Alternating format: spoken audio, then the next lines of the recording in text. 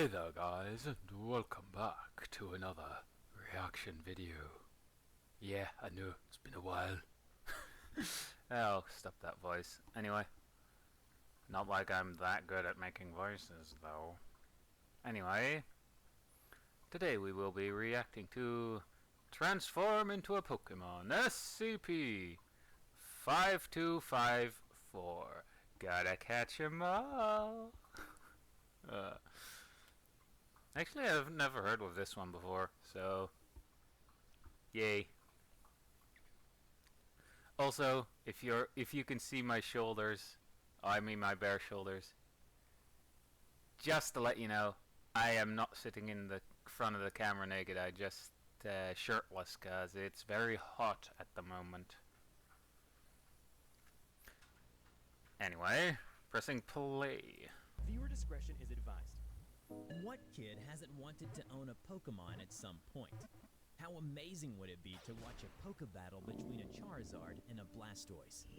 But things like that, the unbelievable, should remain just that, fantasies. As kids, we don't really understand the real-world ramifications of our youthful dreams. I, for one, was unfortunate enough to have that dark reality shoved into my face. Allow me to explain. My brother and I were 13, and were going crazy over the new Pokemon Diamond and Pearl game.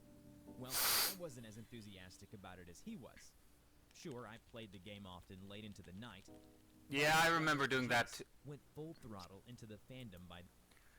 Yeah, I remember doing that as a kid as well with my Game Boy.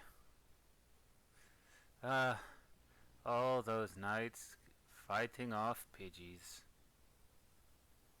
Good times.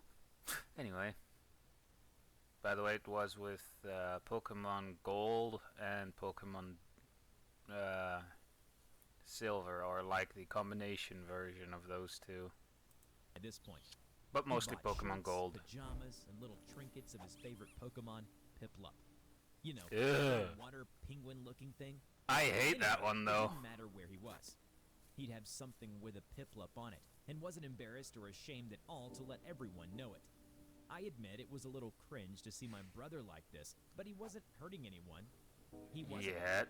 Eventually, my brother started to complain about his arms hurting, that they were getting stiff, that his fingers would get stuck together for some reason. He often complained of headaches as well, that he could feel his skull shift around. I wrongly assumed his body was stiff and sore from just playing games too long, as well as severe eye strain from looking at his screen from dawn to dusk.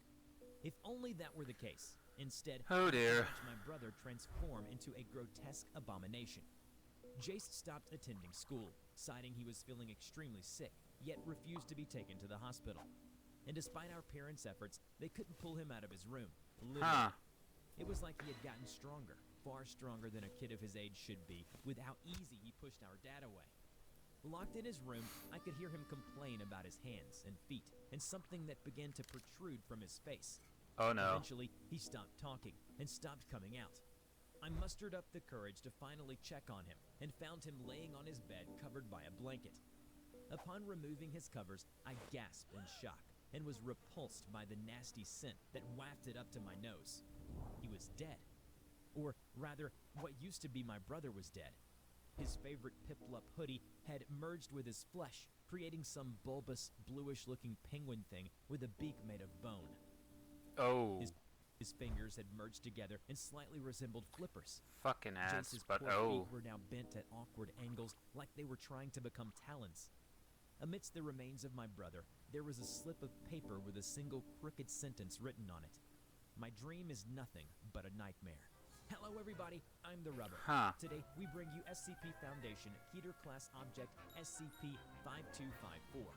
Why do I have a feeling this is a joke? Also known as Gotta Catch 'em All, refers to the transformation process of a human or object into one of the 980 Pokemon created by Nintendo. A lot more, I think, by now. Through unknown anomalous means, any person or object is transformed through prolonged exposure to any clothing or accessories that resemble a Pokemon. This process is documented as being extremely painful, and most humans are unable to survive the process. Foundation autopsy reports show that organs and flesh of the deceased have been converted into plastics or cotton. In other words, the material that made up the Pokemon memorabilia replaces the infected person's flesh. Later tests have also So shown that I'm getting unknown DNA a has been EV found hoodie within the or an deceased. EV cap. This DNA not only replaces the victim's DNA, but it On is second speculated thought. to be the DNA of the Pokemon as well.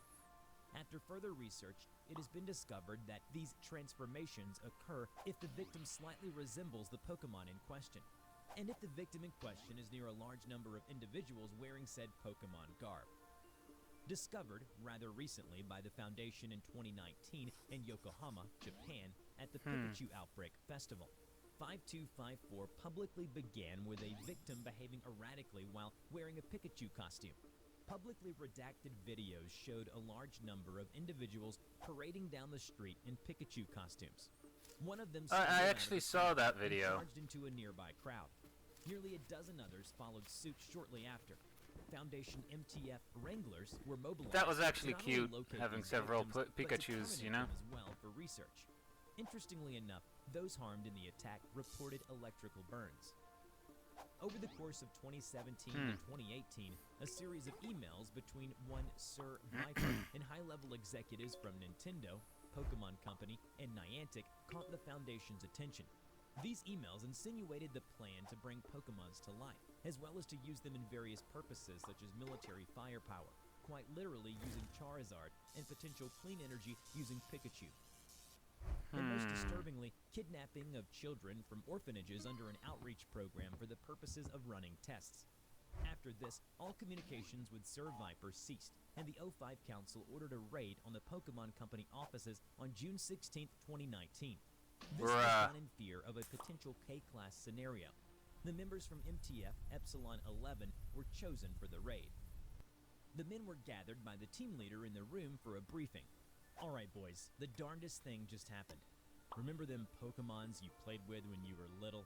They just got real. People are turning into them. We're gonna find out why. Now, we've notified the Japanese government about this op. The target is the Pokemon Company offices in Tokyo. No disrespect, Cap, but I simply can't take this seriously. A Pokemon raid? Really? What's the plan? Human lives are involved in this case. Keep that in mind, and maybe you'll realize the gravity of the situation. We'll be split into squads. Your team will be on crowd control duty while we do our thing. We move quickly, and we're gonna hit that place hard and fast. Understood? Yes, sir. Alright, grab your gear. We move out in 5. The team Yeah, this is unreal as well. Like, what the fuck, you know? Of the Pokemon Company offices. Multiple MTF squads disembarked, quickly covering the area. Fox 3. But then, Fox 3 and a different squad had blended into the crowd in the lower levels where a Pokemon exhibition was going on. Civilian evacuation in the lower levels in progress. There's a huge Pokemon Center on the first floor that's still filled with tourists. Quarantine for infection.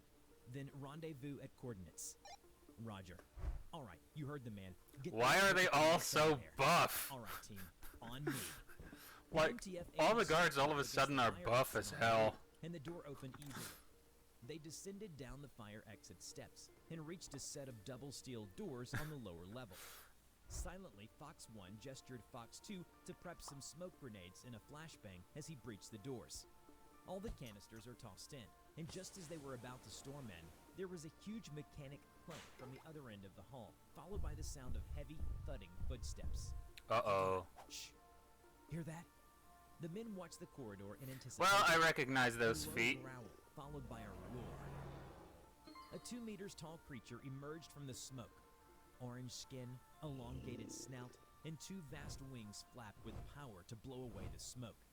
It then roared again straight at the men as they froze. Holy crap! Is that freaking Charizard? Engage! Engage! The dragon-like creature immediately spewed streams of fire, setting some of the men aflame. Get cover, but keep the pressure on. I guess those guys are on fire. Shoot it till it's dead. And eventually, the team filled the creature with bullet holes, and it was brought down. Its fallen carcass lay slumped over in the middle of the hallway, bleeding from its wounds. Christ, never thought I'd see the day where I gunned down my favorite Pokemon.